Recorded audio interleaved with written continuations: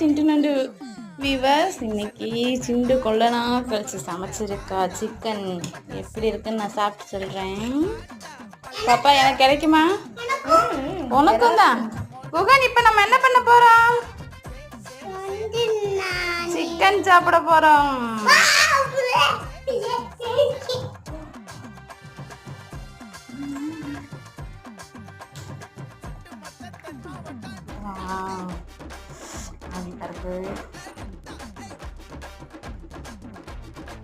கொஞ்சம் தொட்டாவே சூடாதே.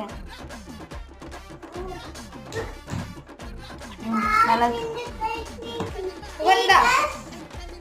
சூடா இருக்கு குகன். குழம்பு மட்டும் நக்கி பாரு எப்படி இருக்குன்னு.